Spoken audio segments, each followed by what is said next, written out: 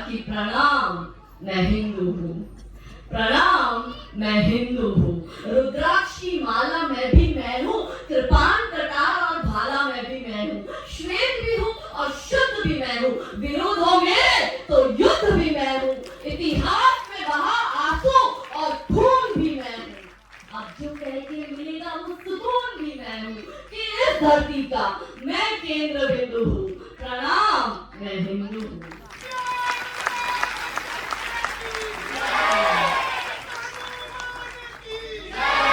चिता की अग्नि गंगा का पानी, चिता की अग्नि गंगा का पानी, सप्त ऋषियों का ब्रह्म ज्ञानी भी मैं हूँ, सियावर राम का हनुमान भी मैं हूँ।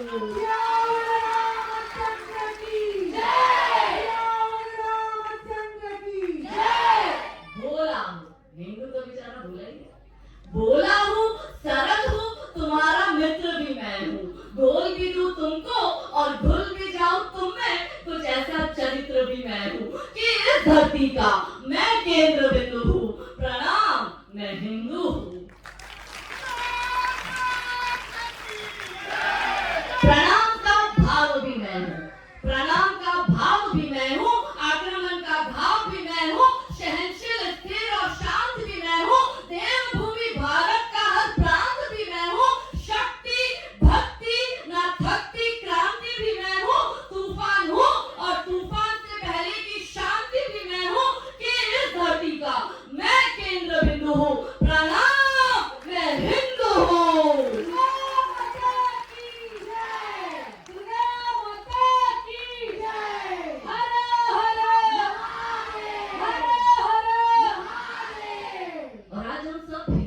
विशेषकर हमारी बहन बेटियां यहाँ पे क्यों एकत्रित हुए हैं, क्यों जरूरत है ये सब करने की, क्यों सब लोग संडे को 5:45 बजे जुहू चौपाटी पर भेलपुरी सेवपुरी खाने नहीं जा रहे और यहाँ दीदी की सभा में आए हैं?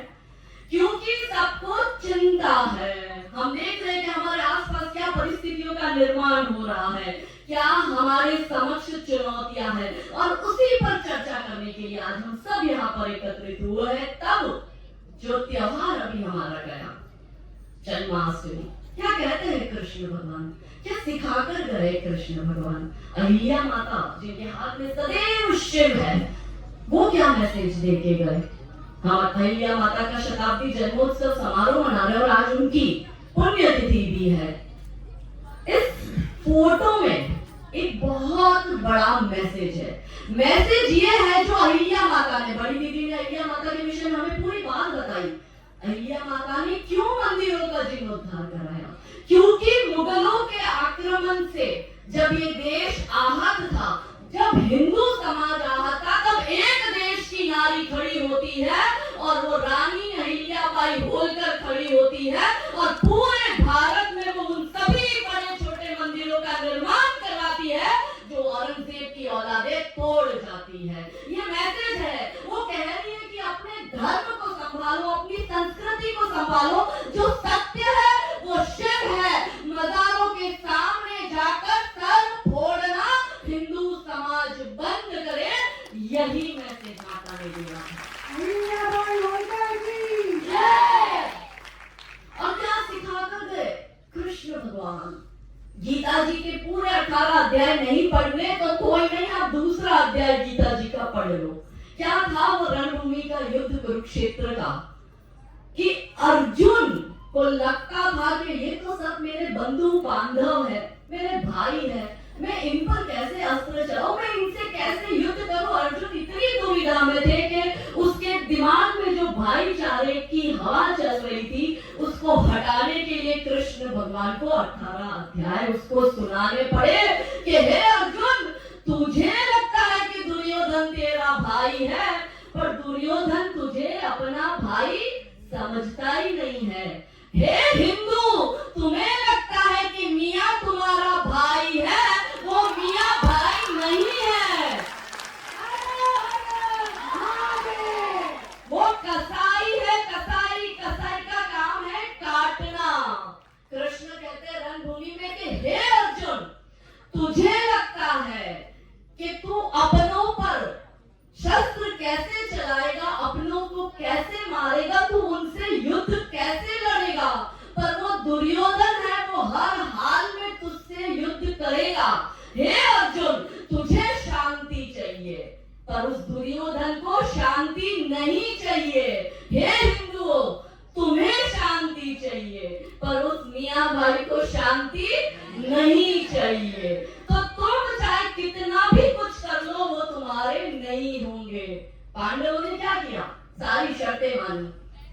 वर्ष का वनवास स्वीकार किया, 1 वर्ष का अज्ञातवास स्वीकार किया। शर्त क्या थी कि जब आप 13 वर्ष बाद पुनः लौटेंगे तो आपको आपका इंद्रप्रस्थ सौंप दिया जाएगा। हुआ क्या, जब वो वापस आए वन से पांडव, तो वो गए दुर्योधन के पास और उसने कहा मैं तुम्हें कुछ नहीं दूंगा।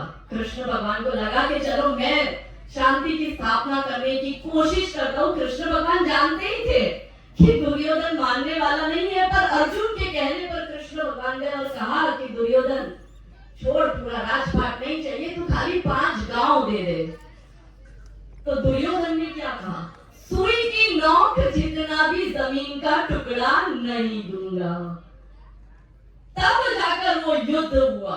अब मेरे भाइयों बहनों आप जवाब देना, आपके दिमाग में जो आपका मियां भाई भाई बने बैठा है, आपने इनको अफगानिस्तान दे दिया, बोलो ये आपके भाई हुए क्या?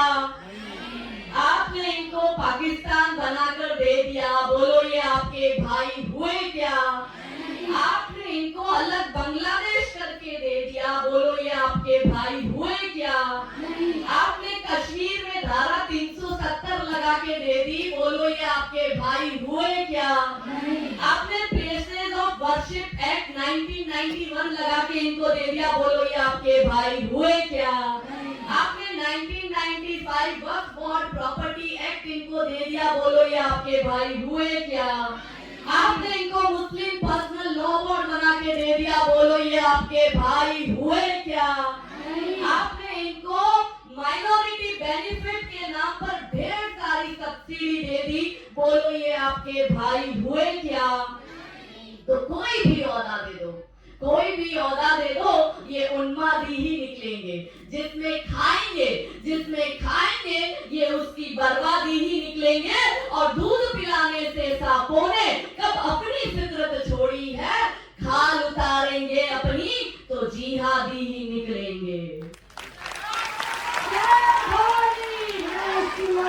ये जिहादी थे, ये जिहादी है, ये जिहादी रहेंगे। आप उनके लिए काफिर थे, काफिर हो, काफिर ही रहोगे, क्योंकि उसकी किताब में लिखा है कि जो अल्लाह को नहीं मानता वो काफिर है। और काफिर को जहां देखो वहां कन्वर्ट करो या फिर मार दो। तो अब इनके लिए तो 56 इस्लामिक मुल्क छोड़कर बाकी पूरा विश्व क्या है, काफिर है। तो एजेंडा क्या है? गजवाए हिंद खाली एजेंडा नहीं है, एजेंडा है गजवाए वर्ल्ड का। और वही चल रहा है षड्यंत्र। पूरे विश्व में सिर्फ एक ही हुकूमत इस्लाम की, पूरे विश्व को एक ही के सामने झुकना पड़ेगा, अल्लाह के सामने। अब हम पूरे विश्व की बात न करके सिर्फ भारत की बात करें तो एजेंडा क्या है? क्यों हम सब यहाँ एकत्रित हुए? चिंता हो रही है। कुएं के मेंढक बन के बैठे थे। अरे मेरे फ्रेंड सर्कल में मैं 2-4 अब्दुल आफ्ताब को जानता हूँ, वो तो बेचारा सीधा है। उस कुएं के मेंढक को लग रहा है कि मेरा वाला सीधा है। अरे भाई कुएं के बाहर जाके निकल के देख, अब्दुल कहीं भी सीधा नहीं है, ना अफगान में, ना सीरिया में, ना भारत में, ना यूरोप में, ना अमेरिका में, क्योंकि वो अपने एजेंडा पर काम कर रहा है। एजेंडा क्या है? एजेंडा है 2047 से पहले भारत को इस्लामिक देश बनाना। और ये मैं नहीं कह रही हूँ, ये पॉपुलर फ्रंट ऑफ इंडिया ने कहा है। क्या कहता है पॉपुलर फ्रंट ऑफ इंडिया, जिसको भारत सरकार ने पिछले वर्ष बैन किया? क्या था उसका घोषणा पत्र? घोषणा पत्र में क्या लिखा था कि हे मुस्लिम लड़कों तुम तैयार हो जाओ, भारत को 2047 से पहले इस्लामिक देश बनाना है। और उसके लिए लड़कों लव जिहाद करो, लैंड जिहाद जिसको कुछ लोग भूमि अतिक्रमण भी कहते हैं, और तीसरा धर्मांतरण करो। हिंदू दशों दिशाओं से घिरा जा चुका है, भूला है ना? एक बार में हमारे कार्यकर्ता हमें एयरपोर्ट पे लेने आए थे और उनके साथ जा रही थी। आगे हमारे गुजरात में छकड़ा चलता है, तो आगे छकड़े में 6-7 बकरे जा रहे थे। टोपी वाला वो छकड़ा लेके चला रहा था, तो मेरे पास जो बजरंग दल के भाई बैठे थे, मैंने कहा देखो हिंदू कटने जा रहा है। तो वैसे देखा, डर गया, बोले कहाँ हिंदू कटने जा रहा है दीदी? मैंने कहा वो छकड़े में जो भोला बकरा जा रहा है वो हिंदू ही है, जिसको मियां भाई काट के ले जा रहा है। हिंदू समाज उस निद्रा में है, चेम निद्रा में, कि उसको पता ही नहीं है कि जो अब्दुल उसके साथ बैठा है वो प्लानिंग कर रहा है गजवाए हिंद की। और लव जिहाद, लैंड जिहाद, धर्मांतरण, इसके 3 भयंकर स्वरूप है। और क्योंकि आज का विषय लव जिहाद है मेरी माताओं बहनों, तो क्यों हमें जागरूक होने की जरूरत है। हम हमेशा सरकार के भरोसे बैठे, सरकार कानून बनाएगी, सरकार बिल लाएगी, पर समाज के रूप में इसका एकमात्र उपाय ये है, वो है जन जागरण। क्यों इस देश में योद्धा नारियां तब पैदा होती थी तो वो अब पैदा क्यों नहीं हो रही है। उस जमाने में अभी 26 अगस्त को रानी पद्मिनी माता का जौहर दिवस गया। आज से 700 वर्ष पूर्व 26 अगस्त 1303 वो दिन था जब पद्मिनी माता और 16,000 मेवाड़ की महिलाओं ने, कोई खिलजी की परछाई भी उस पर ना पड़े तो जौहर कुंड में कूदकर अपने शरीर को स्वाहा कर दिया, क्योंकि वो जानती थी कि ये मलेच्छ है, ये हमारे शरीर से भी बलात्कार करेंगे, उनकी ये हम पीढ़ियां है। क्या परिस्थिति आज समाज में ऐसी हो गई कि 700 वर्ष बाद हमारी बहन बेटियां ये अब्दुल और आफ्ताब के चक्कर में पड़कर उनके साथ जा रही है। समाज में ये चिंता का विषय है। क्या करेंगे, कैसे बचेंगे? एक ही विकल्प है, वो है जागरूकता। कैसे होता है लव जिहाद, और लव जिहाद की कितने स्वरूप है। पहला लव जिहाद बॉलीवुड के माध्यम से होता है, दूसरा सोशल मीडिया के माध्यम से होता है, तीसरा टीवी सीरियल के माध्यम से होता है, और चौथा ओटीटी प्लेटफॉर्म के माध्यम से होता है। और क्योंकि आप मुंबई नगरी में बैठे हो, और मुंबई की नगरी तो चकाचौंध ग्लैमर से भरी हुई, हीरो हीरोइन सारे मुंबई में रहते हैं, बॉलीवुड इंडस्ट्री मुंबई में है। कैसे एजेंडा चलाया जाता है, हर एक फिल्म में गाने होते हैं, अली मौला सुभान अल्लाह, और वही हिंदू का लड़का अली मौला सुभान अल्लाह गाना गा रहा है, वही हिंदू की बेटी अली अली मौला मौला कर रही है। हर एक इनकी फिल्म में लड़का जो होता है वो मुसलमान होता है, लड़की जो होती है वो हिंदू होती है, और लव जिहाद का इनको एंगल दिखाना है। तो बॉलीवुड की फिल्में सॉफ्ट पावर के माध्यम से हिंदुओं की बहन बेटियों के दिमाग खराब करती है। तब तो ना जाके हमारी बहन बेटियां कहती है कि प्यार का कोई धर्म नहीं होता, और धर्म के बीच में, प्यार के बीच में कोई धर्म आना नहीं चाहिए। तो हम कहते भाई तुम सिनेरियो को उल्टा कर दो, लड़का मुसलमान है उसकी जगह हमारे रमेश सुरेश को लो, और लड़की जो है वो सीता की जगह सकीना ले लो, और हमारे रमेश सुरेश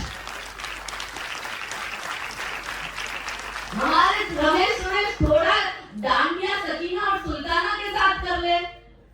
क्यों ऐसी फिल्में नहीं बनाते? क्योंकि इनको पता है कि हिंदू समाज की बहन बेटियों के चरित्र की तुम धज्जियां उड़ा दो, कोई तुम्हारा सर तन से जुदा नहीं करेगा, मगर वही आप हम दो हमारे 12 फिल्म बना दो इन जिहादियों पर, तो सेंसर बोर्ड और सुप्रीम कोर्ट भी आपकी फिल्म को रोक देती है। और वही फिल्में बनती है मुल्क जैसी, पीके जैसी। ये लोग ऐसी फिल्में बनाते हैं कि जिसमें हिंदू बहन बेटी के चरित्र को हनन करते हैं।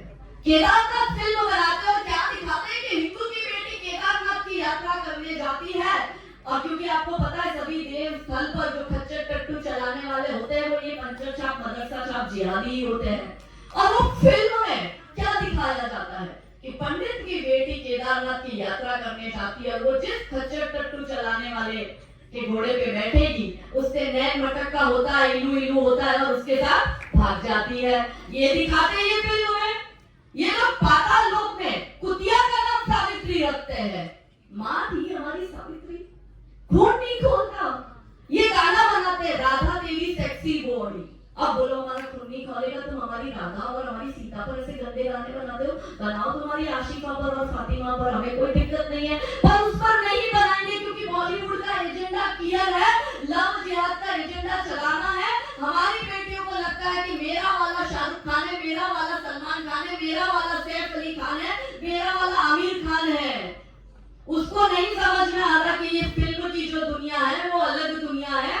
तेरा वाला अब्दुल, शाहरुख जो तेरा है वो पंचर छाप है, वो बाहें फैलाकर गाना गा रहा है, पर उसी बाहें फैलाकर हाथ में तलवार लेकर किसी श्रद्धा के कोई आपका 35 टुकड़े कर देता है। आपके मुंह में किसी श्रद्धा। हाँ, हमारी बेटियों को दीदी नारा लगा रही थी ना, हे लक्ष्मी तू दुर्गा बन तो काली बन। हम हमारी बेटियों को दुर्गा और काली बना ही नहीं रहे, हम तो उसको छुई हुई बना रहे, हम तो उसको गुड़िया बना रहे, हम उसको कहते भी गुड़िया है। यहाँ पर मंच पर अभी हमारी छोटी छोटी बच्चियों ने प्रस्तुति दी शस्त्र शिक्षा की, सेल्फ डिफेंस की। क्यों जरूरत थी उनको ये करने की? वो समाज को जागरूक करना चाहती है कि अपनी सुरक्षा तुम खुद करो, कोई बचाने नहीं आएगा, कोई नेता, कोई मंत्री, कोई तंत्री, कोई संतरी, कोई आपको बचाने नहीं आएगा। आपकी सुरक्षा आपको खुद करनी है, क्योंकि अब्दुल को पता है कि 2047 से पहले भारत को इस्लामिक देश बनाना है और वो अपने एजेंडा में काम कर रहा है। और हिंदू समाज क्या कर रहा है? मार दिया ना, आपके यहाँ पे यशस्वी शिंदे को मारा ना, अरविंद वैश्य हमारा बजरंग दल का कार्यकर्ता हत्या कर दी पिछले महीने अरविंद की। क्या दोष था उसका? क्यों मारा अरविंद को? आप लोग कुछ अरविंद को दे रहे थे क्या? आपका रिश्तेदार लग रहा था अरविंद, पैसे दे रहे थे, नौकरी कर रहा था अरविंद आपकी। क्यों वो बचाने निकला था आपको? क्योंकि वो अरविंद वैश्य जानता था कि वो अब्दुल आपको इसलिए मार रहा है क्योंकि आप हिंदू हैं, और वो बजरंग दल का लड़का आपको इसलिए बचा रहा है क्योंकि आप हिंदू हैं। अंतर समझिए। तो हमारी बहन बेटियों को गुड़िया मत बनाओ, ये अस्त्र शस्त्र की शिक्षा दो कि वो अपना सेल्फ डिफेंस खुद करे। गुड़िया गुड़िया गुड़िया करते हो, गुड़िया जैसे शौक तुम्हारे गुड़िया सी बन जाती हो, वीर प्रसूता होकर भी पल पल क्यों नीर बहाती हो। अरे शक्ति स्वरूपा हो तुम तो, जगदम्बा की अवतारी हो। क्या दुर्योधन, क्या दुशासन, तुम स्वयं काल पर भारी हो। मगर वर्जना क्यों करती हो ढालों से, तलवारों से? बस एक बार तो लगन लगा लो, मृत्यु नाचती ढालों से। अरे रक्त बीज को रणचंडी का रक्तिम रूप दिखाएंगे, रक्त बीज को रणचंडी का रक्तिम रूप दिखाएंगे, तब तुम खुद अपना चीर बचा लो, श्री कृष्ण कहाँ तक आएंगे। दुर्गा माता की जय, दुर्गा माता की जय। क्या हुआ बंगाल में? देखो, जब जब इस्लामिक आक्रामकता बढ़ी है, हानि और क्षति किसकी हुई है? महिला समाज की। बलात्कार महिलाओं के हुए, धर्मांतरण महिलाओं के हुए, 35 टुकड़े महिलाओं के हुए, प्रोस्टिट्यूशन में महिला को भेजा गया, ह्यूमन ट्रैफिकिंग महिलाओं की हो रही है, ऑर्गन की ट्रैफिकिंग हो रही है, महिलाओं की छोटी छोटी बच्चियों को उठा के ले जा रहे हैं। केरला स्टोरी देखी ना आप लोगों ने? वो सत्य घटना है। हर जगह ऐसे दुर्योधन दुशासन तब थे तो वो अभी भी है, महिषासुर तब था तो वो अभी भी है। क्यों जरूरत थी? ब्रह्मा विष्णु महेश चाहते थे तो मार सकते थे महिषासुर को। दुर्गा माता ने ये काम क्यों किया? एक सभा बैठी थी और महिषासुर का वध करा, उसके बाद दुर्गा माता महादेव को प्रश्न करती है कि ये तो काम आप तीनों इतने महान हो, आप तीनों इतने शक्तिशाली हो, आप तो निर्माता और रचयिता हो सृष्टि के, आप भी तो मार सकते थे, मुझे क्यों चुना? क्योंकि ब्रह्मा विष्णु महेश ने अपने शस्त्र दिए थे माता को कि जाओ तुम महिषासुर का वध करो। क्योंकि महिषासुर किस पर एट्रोसिटी करता था? वो महिलाओं पे करता था। उसको लगता था महिलाएं कमजोर है, तब माता दुर्गा शक्ति स्वरूपा काली का अवतार धारण करती है और रक्त बीज और महिषासुर को मारकर खत्म करती है और समाज में मैसेज देती है। क्या मैसेज देती है? कि दुर्योधन है, दुशासन है, दुर्योधन है, दुशासन है पग पग पर अवरोध खड़े, कुछ कुटिल काल के अनुयायी है, शकुनी से शैतान बड़े, कलियों सी कोमल मूरत को कर देंगे पल में तार तार, मन के सारे श्रृंगारों को कर देंगे क्षण में छार छार। रणचंडी का तू रूप धार, हर दुश्मन का तू कर प्रहार, खन खन चूड़ी के मध्य उठे तलवारों के अद्भुत प्रहार, और पानी तक न मान सके जो तुझ पर हाथ उठाएंगे, तब तुम खुद अपना चीर बचा लो, श्री कृष्ण कहाँ तक आएंगे।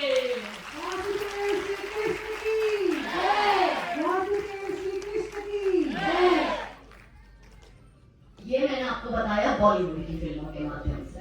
सबसे ज्यादा लव जिहाद बॉलीवुड की फिल्में करती है। दूसरा, ओटीटी प्लेटफॉर्म पर ये ऐसी ऐसी वेब सीरीज बनाते हैं, फेमिनिज्म के नाम पर ये हमारी बहन बेटियों को शराब पीना और सिगरेट फूकना सिखा रहे हैं और ये झंडा गाड़ते हैं फेमिनिज्म का।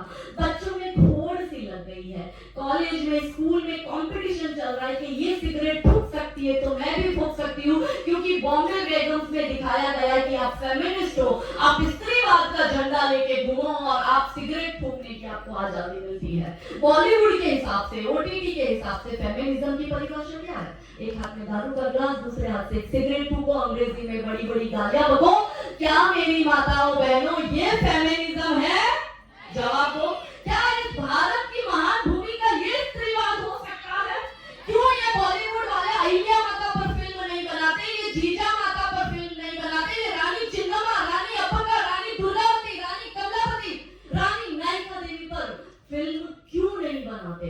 क्योंकि ये बॉलीवुड वाले जानते हैं कि ऐसी फिल्में बनाएंगे तो ये हमारी बेटियां जागरूक होगी और इन काल नेमियों को, ये अब्दुल आफ्ताब को भारत से खदेड़ कर मारेंगी, इसलिए ये लव जिहाद का एजेंडा चलाते हैं।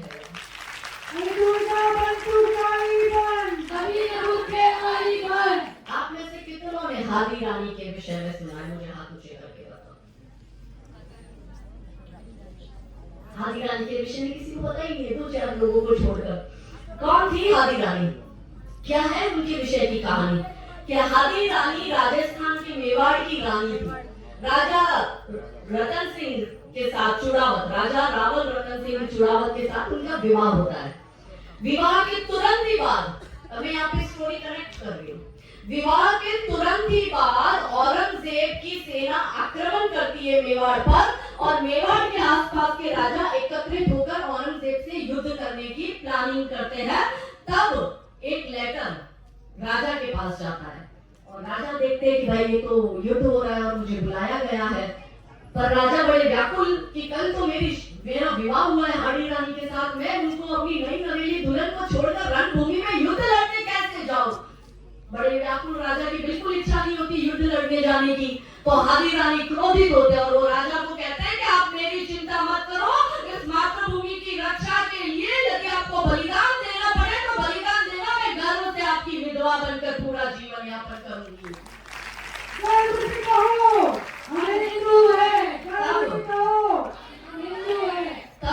तब राजा जी युद्ध लड़ने जाते हैं। युद्ध को अभी थोड़ा समय होता है, सेना आना बाकी होता है, तो युद्ध भूमि में राजा को रानी की बहुत याद आती है। तो राजा अपने दूत को कहते हैं कि तुम महल में जाओ और हादी रानी को बोलो कि आपकी एक निशानी मंगवाई है। वो दूत बेचारा करेगा, जो राजा ने कहा उसको मानना है। तो वो हादी रानी के पास महल में जाता है और हादी रानी को कहता है कि राजा को आपकी याद आ रही है युद्ध भूमि में, आपकी एक निशानी मांगी है।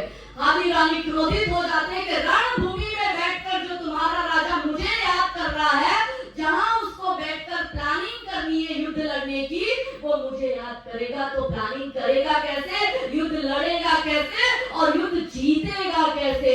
तो रानी हाथ में कटार लेती है, अपनी गर्दन काटती है, थाल में सजाकर उस दूत को कहती है कि जाकर राजा को मेरी निशानी दे देना।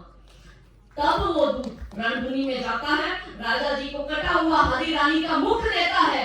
राजा जी दुखी और व्याकुल हो जाते हैं, वो समझ जाते हैं कि रानी क्या कहना चाहती थी।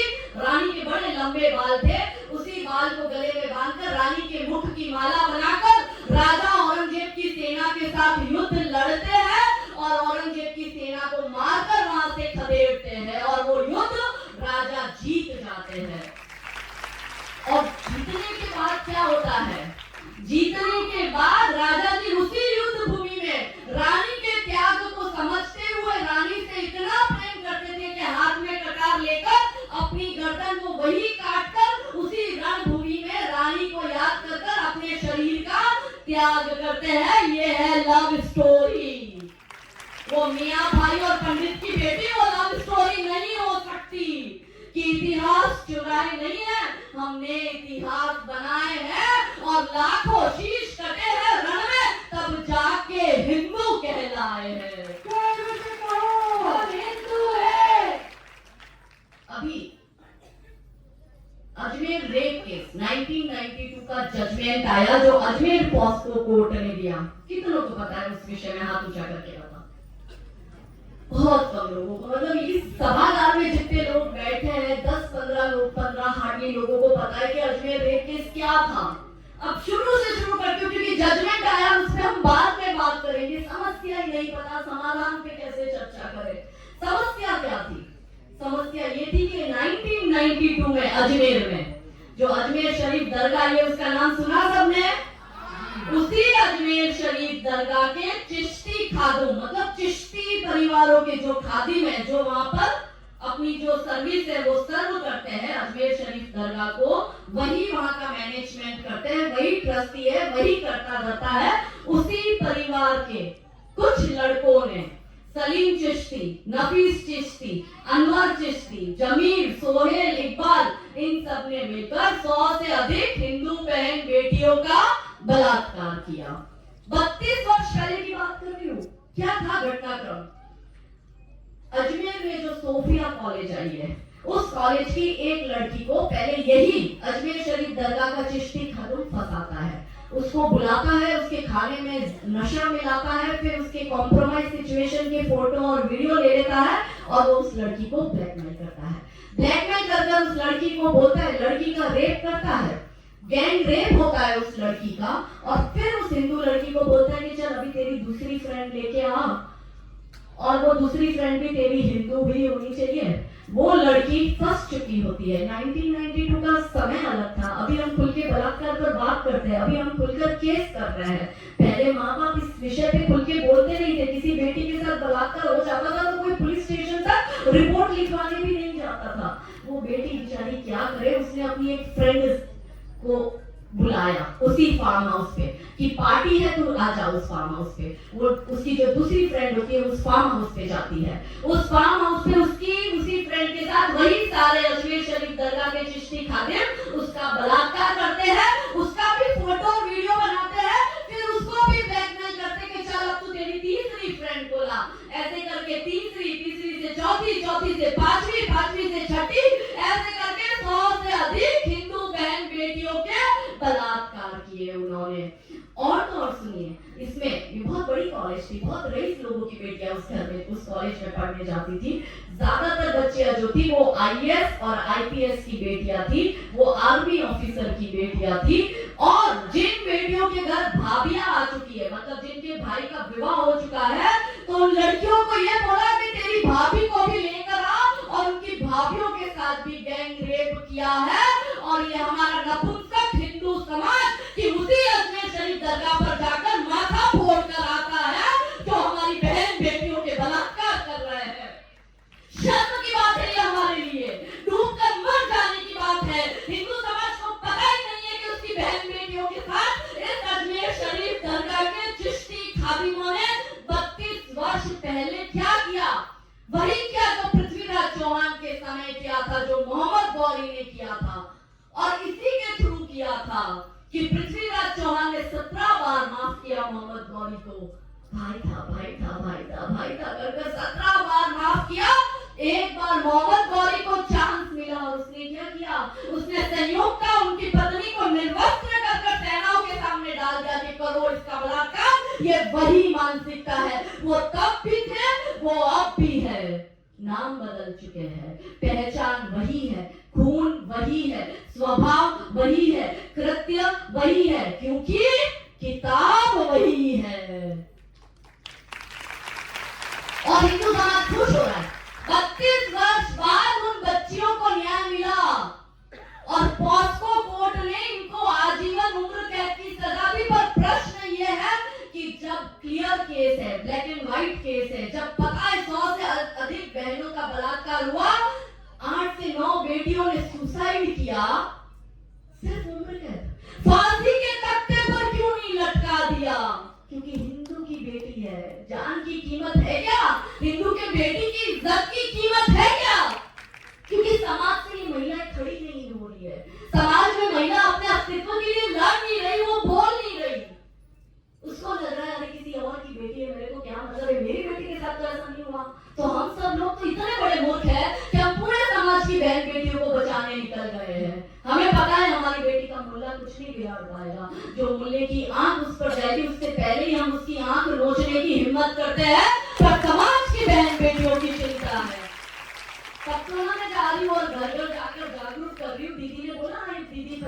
27 दिन दूर बाहर रहती है, मैं 25-27 दिन महीने में सिर्फ ट्रैवल करती हूँ और बहन बेटियों को जागरूक करती हूँ। क्या मिल रहा है मुझे? धमकी मिल रही है, केस हो रहे हैं, जेल जाना पड़ रहा है। और क्यों कर रही हूँ ये मैं? आप लोग मुझे पैसा दे रहे हो, मेरा घर चला रहे हो, मुझे कोई नेता बनाओगे? मैं तो किसी जाति की नेता भी नहीं, यहाँ पे तो एक ही जाति का नेता बन के बैठ गया, वोट मांगने के लिए आता है, क्योंकि हिंदू समाज जातिवाद में बटा हुआ है। आपके यहाँ पे अब चुनाव आएगा, कोई देश पांडे, कोई शिंदे, कोई पाटिल आएगा कि मुझे वोट दे दो, और वही जब यशस्वी शिंदे की हत्या हो जाती है तो कोई नहीं बोलता है, वही श्रद्धा वॉकर की हत्या हो जाती है तो कोई आवाज नहीं उठाता है। हर बार क्यों हिंदू बेटियां कटती है, क्यों हिंदू बेटियां मरती है? तो मेरे हिंदू भाइयों बहनों, ऐसा है कि हुए सनातन पुण्यों से इसको मत अभिशाप करो, हुए सनातन पुण्यों से इसको मत अभिशाप करो। उठो हिंदुओं, शस्त्र उठाओ, अपनी रक्षा आप करो, अपनी रक्षा हमें स्वयं करनी होगी। मैंने आपको बॉलीवुड के बारे में बताया, मैंने आपके ओटीटी के बारे में बताया। तीसरा, सोशल मीडिया।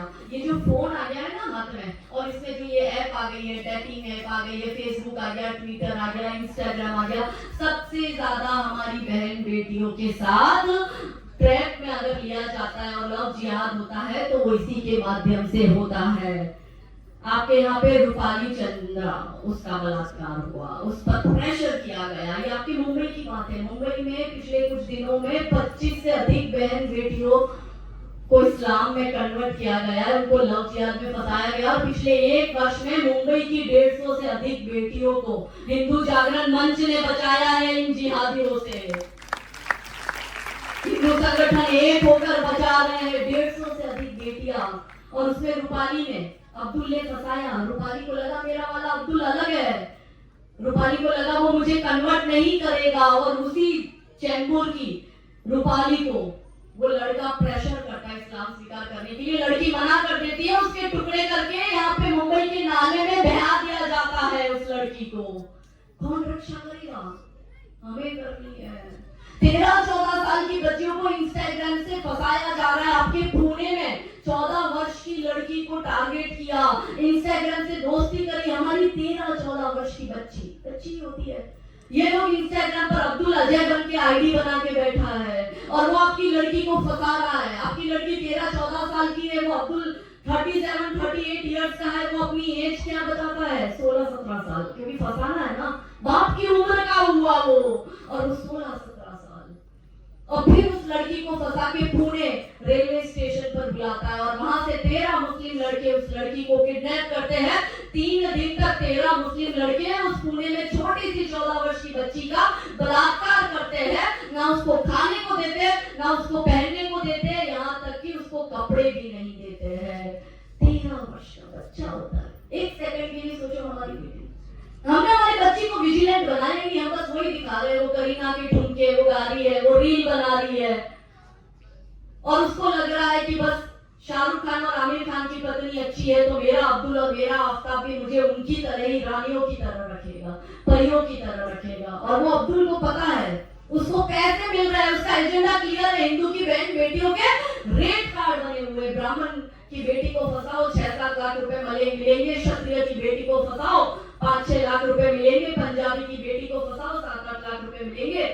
ऐसे करके हिंदू बहन बेटियों के रेट कार्ड बने हुए हैं।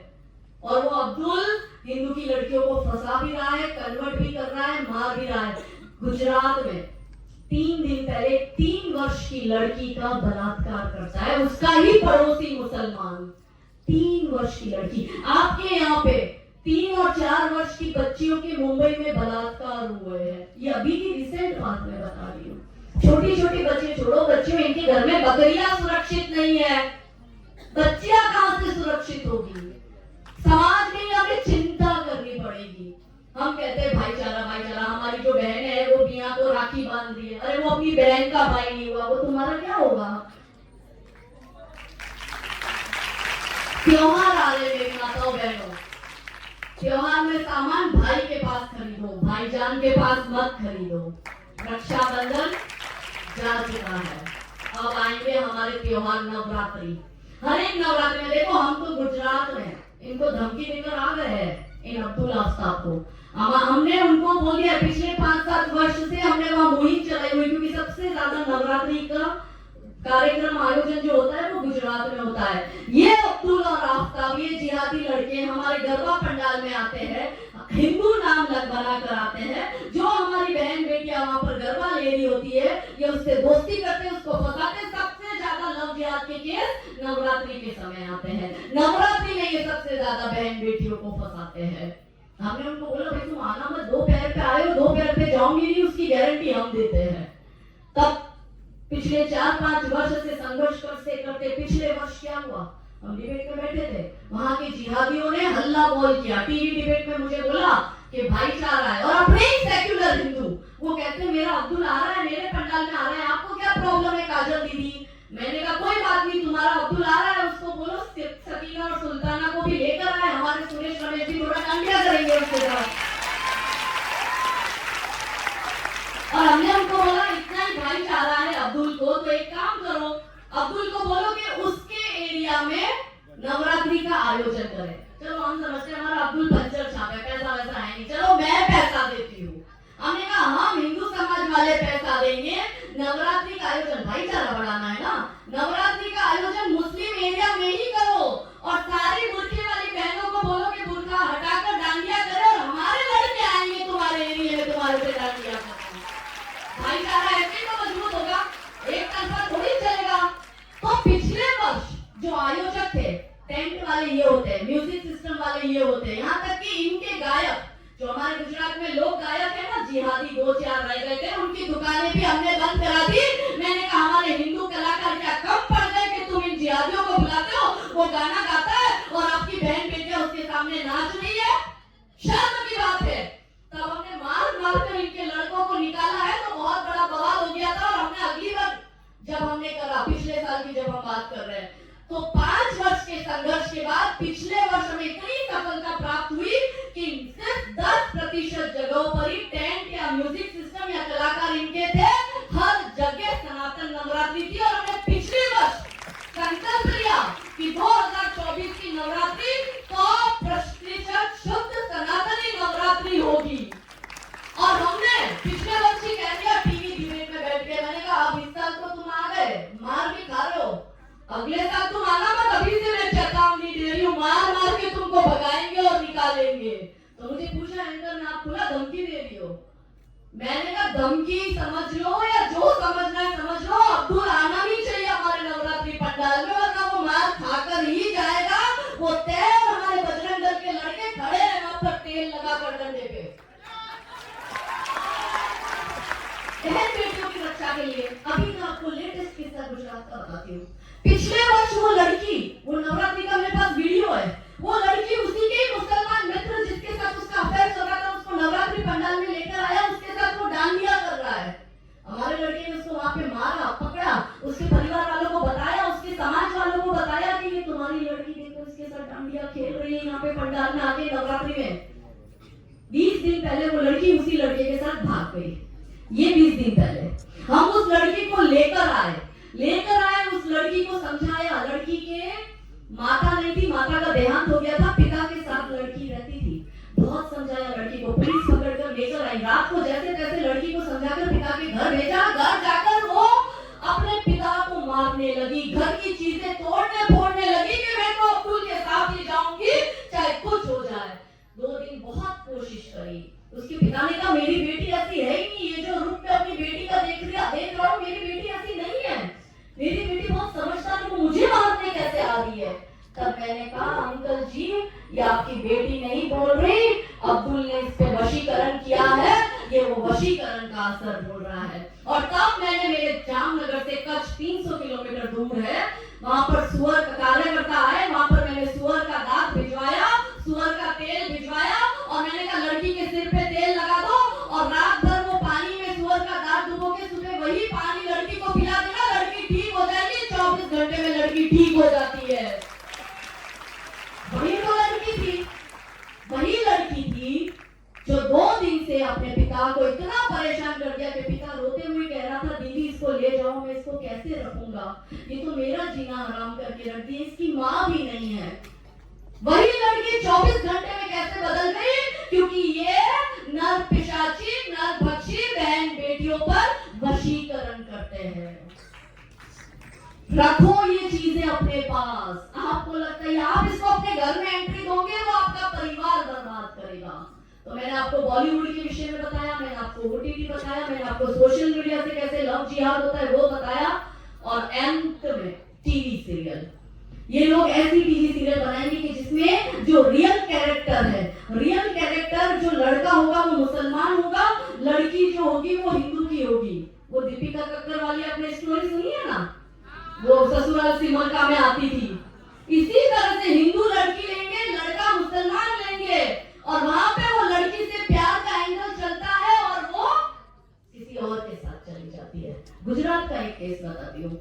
एक लड़की का विवाह हो जाता है, अभी का रिसेंट केस है। विवाह होके वो लड़की ससुराल जाती है। वो उसी अब्दुल के साथ इंस्टाग्राम के माध्यम से मिली और उसी के प्यार में पागल हो जाती है। ससुराल में पति के साथ लड़ झगड़ कर पति को पता चलता है कि इसका अफेयर चल रहा है, पति उसको छोड़ देता है और वो डिवोर्स लेके वापस आ जाती है। वापस आने के बाद में उसका पिता और उसकी माता उसका दोबारा विवाह कराते हैं उन्हीं के समाज में। लड़की की फिर दूसरी शादी होती है। दूसरी शादी होने के बाद भी वो लड़की उसी अब्दुल के साथ फोन पे चालू है, मिलना चालू है। पति को बात पता चलती है, हिंदू संगठन से, मतलब हमसे ही संपर्क करते हैं। ये भी कच्छ की बात बता रही हूँ। उस लड़की को बहुत समझाते हैं, काउंसलिंग करते हैं, पुलिस स्टेशन ले जाते हैं, भाई केस कर, इस पे लड़का परेशान कर रहा है। लड़की किसी भी हालत में केस करने को तैयार नहीं। फिर मैं रात को 11:30 पौने 12 बड़े बजे लड़की के साथ वीडियो कॉल पे बात करती हूँ, क्योंकि कार्यकर्ताओं का फोन आता है, दीदी ये मान नहीं रही है केस करने के लिए। उस लड़की का पति इतना अच्छा होता है कि उसको पता होता है कि उसकी पत्नी उसके चक्कर में है, मगर फिर भी वो उसको अपनाने के लिए तैयार रहता है। तब मैंने उस लड़की को वीडियो कॉल में समझाया, और समझाने के बाद लड़की को कहा बेटा इस पर केस कर। तो कि दीदी केस तो कर लूंगी, इसके माँ बाप नहीं है, इसका घर ठिकाना नहीं, इसको खाना कौन खिलाएगा। मैंने कहा केस कर, जेल में जाएगा, जेल में 3 टाइम का खाना मिलेगा। लड़की अगर वो भी मुफ्त में मिलेगा, अच्छा मिलता है, मुझे पता है, मैं जेल का खाना खा के आई हूँ। तो ऐसा उसको जेल में भेज। लड़की मान जाती है। वो लड़का आज की मुस्लिम जो है आज की तारीख में जेल में। पहले 10 में से 10 केस कुंवारी लड़कियों के आते थे, अब 10 में से 5 केस जो है हमारी हिंदू बहन बेटियों के आ रहे हैं। 5 केस विवाहित महिलाओं के आ रहे हैं। पहले 10 में से 10 केस जो होते थे वो कुंवारी लड़कियों के आते थे, अब 10 में से 5 केस जो है वो विवाहित महिलाओं के आ रहे हैं। माने के एक लड़की कुंवारी को ले जाते हैं तो वो कुंवारी लड़की का जीवन बर्बाद होता है, मगर वही वो किसी विवाहित महिला को उठा के ले जाता है तो पूरा परिवार बर्बाद, ससुराल बर्बाद, मायका पक्ष बर्बाद, छोटे छोटे बच्चे बर्बाद। एक लड़की जो हमारे गुजरात की है, 1 साल से केरला का मुसलमान उसको ले गया, इंस्टाग्राम से बात होती थी, वो 7 वर्ष की बच्ची को भी उसके साथ उठा के ले गया। 1 साल हो गया, हमें पता नहीं है वो लड़की जिंदा है, मर गई है, क्या है। पुलिस ने अलग अलग टीम बना के भेजी, अलग अलग राज्यों में भेजी। फिर मैंने चाइल्ड कमीशन को इसमें इन्वॉल्व किया, क्योंकि 7 वर्ष की छोटी बच्ची थी। वो माँ अपनी छोटी बच्ची को भी ले गया, पिता वहां पे लाचार में रो रहा है कि दीदी मेरी बेटी तो मुझे ला दो। अब खुद केरला के मुसलमान ने आतंकवादियों को बेच दिया, मार दिया, गाड़ दिया, क्या करा किसी को नहीं पता। मैं 1 साल से वो केस हैंडल कर रही हूँ। ये पहला ऐसा केस मेरे जीवन का है जिसमें मुझे अभी तक असफलता प्राप्त हुई है। बहुत दुख की बात है। ऐसा है, हमारे आंख के सामने अधर्म हो रहा है, हम देख रहे हैं अधर्म हो रहा है, फिर भी गांधारी की तरह आंख पर पट्टी बांधकर बैठे हैं। पर श्री कृष्ण भगवान क्या कह रहे हैं? अधर्म होते देख, अगर तुम भी देख रहे हो तो तुम भी अधर्मी हो, कि अधर्म होते देख जो मात्र निहारे जाते हैं, द्रोण हो, भीष्म हो या कर्ण हो, सब मारे जाते हैं। आप अधर्म होते अपने सामने देख रहे हो। अपनी बच्चियों को हमें बचाना पड़ेगा। बस हिंदू समाज रोटी कपड़ा मकान की चिंता में लगा हुआ है। मेरे भाइयों बहनों, आप जो पैसा कमाने में लगे हो ना, अब्दुल की नजर उस पे ही है, वो उस पे ही कब्जा करेगा। जब इस्लामिक आक्रामकता बढ़ जाएगी, और बांग्लादेश में हमने देखा वो हो रहा है, बंगाल में भी हमने देखा वो हो रहा है, जब ये बढ़ जाएगी इस्लामिक आक्रामकता, तो आप जो रोटी कमा रहे हो, आपकी रोटी छीन ली जाएगी। जो मकान आप बना रहे हो आपके मकान जला दिए जाएंगे और जो कपड़ा आप पहन रहे हो वो कपड़े उतार दिए जाएंगे। यदि आपका धर्म कमजोर होगा तो अश्वमेव गजमेव व्याघ्रमेवश्च देवश्च अजापुत्रम बलिं ददाता देवो दुर्लभ घातका। क्या कहते हैं श्री कृष्ण भगवान कि ना घोड़े की, ना हाथी की, ना ही बाघ की बलि चढ़ती है। बलि किसकी चढ़ती है? बकरे की। क्यों बकरे की चढ़ती है? क्योंकि बकरा कमजोर होता है और भगवान कहते हैं कि कमजोर की सहायता तो मैं भी नहीं करूंगा। हम जातिवाद में बटे हुए हैं। इसकी बेटी लेकर ब्राह्मण की बेटी क्या मतलब है? मैं तो क्षत्रिय हूँ, ठाकुर की बेटी को लेकर मैं तो बनिया हूँ। श्री कृष्ण भगवान खुद कह रहे हैं गीता जी के 4 अध्याय का 13वां श्लोक। क्या कहते हैं भगवान कि चातुर्वर्ण्यं मया श्रेष्ठम गुण कर्म विभागशः तस्य कर्ता रमति माम विद्यम कर्ता रमवयम्। वो कह रहे हैं कि बलि किसकी, वो क्या कह रहे हैं कि चातुर्वर्ण्यं मया श्रेष्ठम, 4 वर्ण मैंने बनाए गुण कर्म विभागशः, गुण और कर्म के विभाग से। हिंदू जातिवाद में बढ़ गया क्योंकि मुगल आए, अंग्रेज आए, कम्युनिस्ट आए, नेहरू गांधी परिवार आया और हिंदुओं की वर्ण व्यवस्था को जाति व्यवस्था में परिवर्तित कर दिया। अब मेरे हिंदू भाइयों बहनों, अंत में जो मैंने आपको पूरी भागवत गा दी, इतिहास में जो हुआ आप सब जानते हो, वर्तमान में जो हो रहा मैंने आपको बता दिया। अब जो भविष्य की चुनौती है वो आपको मैं बता रही हूँ। क्या है वो भविष्य की चुनौती? कि सोचो सच को मूर्ख बना चल जीत गया तो क्या होगा, और सोचो अपना जीवन निष्फल बीत गया तो क्या होगा। कल की जन्मी कौम बवाली धर्म पुरातन चलती हो और सोचो अपनी तक्षशिला नालंदा धूल जलती हो। और जिस धरती को लहू से सींचा, जिस धरती को लहू से सींचा वो फिर से बंजर हो जाए। और सोचो अपने राम का मंदिर फिर से खंडर हो जाए। वो बोल रहा है ना मौलाना साजिद, वो कह रहा है तुम आज राम मंदिर बना दो, कल जब हमारी संख्या बढ़ेगी, 50 वर्ष बाद जब हमारा कोई नेता आके बैठेगा तो हम तुम्हारे इसी राम मंदिर को तोड़कर फिर से अपना मस्जिद बनाएंगे। अब हमको क्या करना है? हमने राम मंदिर तो बना दिया, सुप्रीम कोर्ट का ऑर्डर भी आ गया, हिंदू राम का गुणगान करना है, राम को धारण करना है। राम ने क्या सिखाया था, राम का क्या चरित्र था, वो हिंदू को सीखना है। राम कहता है कि अधर्म बढ़ता है तो तुम्हें शस्त्र उठाना पड़ेगा। शस्त्र हम उठाने को तैयार है, अपने मंदिर की रक्षा करने को तैयार है। मंदिर को हम बना रहे, रक्षा करेगा कौन? तो सोचो अपने राम का मंदिर फिर से खंडन हो जाए, सोचो फिर से चीरे जाए हिंदू हित के अनुरागी और बोटी बोटी नोचे जाए फिर से बंदा बैरागी। मार रहे ना ये, हमारे अरविंद वैश्य को मार दिया, किशन भरवाड़ को मार दिया, कोले को, उमेश कोले को मार दिया, कन्हैयालाल दर्जी को मार दिया, देवराज को मार दिया, आपको भी मार देंगे, मुझे भी मार देंगे। एक एक करके हिंदुओं की टारगेट किलिंग हो रही है। सोचो लज्जा गिरवी रखी हो आतंकी राहों पर और हमारी बहन बेटियां बिकती हो चौराहों पर। सौदा कर रहे बहन बेटियों का। पिछले महीने गुजरात के सूरत का केस आया, 21 लाख में हिंदू बेटी का सौदा दुबई में उसके ही प्रेमी ने किया। बेच रहे हैं हमारी बेटियों को। सोचो हम तुम भ्रमित रहे यदि जात पात भाषाओं में और इन्हीं छंदों में गंद बीत गया तो क्या होगा। जात पात में बसा हिंदू समाज जान ही नहीं रहा है कि वो क्या रहा है, और हम तुम देख रहे हैं सपना कल भगवा लहराएगा और हमारा भारत फिर से विश्व गुरु कहलाएगा। हम विश्व गुरु के सपने देख रहे हैं, हिंदू सोने की चिड़िया के स्वप्न सजाए बैठे हैं और जिहादी हर हिंदू पर घात लगाए बैठे हैं। वो गजवा इनकी एजेंडा तो है, मगर हम क्या सोच रहे हैं? हम तुम अभी सोच रहे हैं कि हमको कौन मिटाएगा, और सोचो कुछ भी आशा के विपरीत गया तो क्या होगा। और हम बैठे सरकार भरोसे, सरकार आएगी बचाने, हम बैठे सरकार भरोसे खुद कुछ करने को तैयार नहीं। इसलिए हमसे फिर पूछ अतीत गया तो क्या होगा। अतीत कह रहा है छत्रपति शिवाजी महाराज कहकर गए इन मलेच्छों का भरोसा मत करो, महाराणा प्रताप कहकर गए इन मलेच्छों का भरोसा मत करो, अहिल्या माता, जीजा माता, रानी पद्मिनी कहकर गए इन मलेच्छों का भरोसा मत करो। मगर फिर भी हम इनके अल्पज्ञा के कॉन्सेप्ट में फंसे हुए। तो मेरे हिंदू भाइयों बहनों, जातिवाद के भेदभाव मिटाओ, एक होकर संघर्ष करो।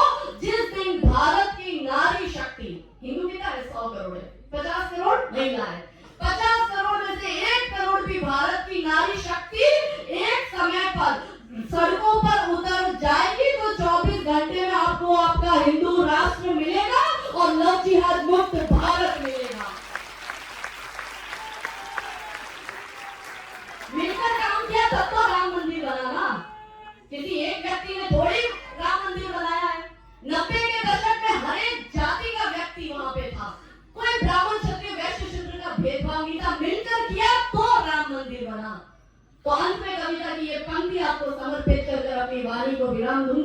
कि राम नाम का गौरव जीता, राम नाम का गौरव जीता, सत्य सनातन सौरभ जीता, अवधपुरी की माटी जीती, केसरिया परिपाटी जीती, जीता लाल लहू कोठारी, तपो साधना जीती सारी, जीती है ओंकार हमारी और हिंदुआ धार हमारी। भगवा ओढ़ अयोध्या जीता, काशी का गंगाजल जीता, चोटी जीती, वंदन जीता और भाल का चंदन जीता, जीत गई घनघोर प्रतीक्षा, जीत गई गीता की शिक्षा, जीत गए हनुमंत जान की, जय जय हो करुणा निधान की। और क्या जीते अब की बारी, अगली लाइन आपको समर्पित, ध्यान से सुनिएगा।